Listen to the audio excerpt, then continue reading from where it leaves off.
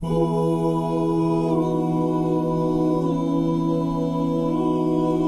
yra Lietuva, mums su tavim galvok širdin. Ne žemėlapių skylė ir ne vyriausybė. Tai draugai, tai namai, seno miesto stogai, žalio miško aidai, paskutinė proga vienybei. Nors gyvenam šalia, viens nuo kito mes toli. Kiekvienam savi vargai ir sava teisybė. Vieniši minioje, neprisimeni tu kaimynų vardų, tai iš kurgi čia bus vienybė?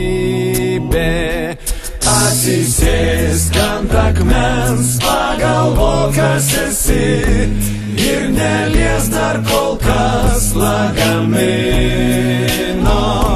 Gali keikti ir plūs lietuvėlę visi, bet tai šalis, kur tave pagamino.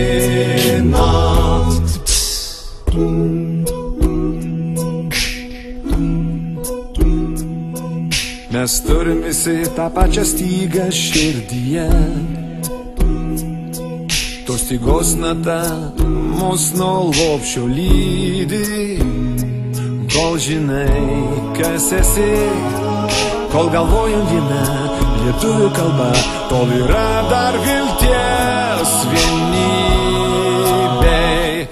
Atsisėsk ant akmens, pagalvok, kas esi, ir nelies dar kol kas lagamino. Gali keikti ir plūs lietuvėlę visi, bet tai šalis, kur tave pagamino. Atsisėsk ant akmens, pagalvok, kas esi, ir nelies dar kol kas lagamino. Gali keikti ir plūs lietuvėlę visi, bet tai šalis, kur tave pagamino.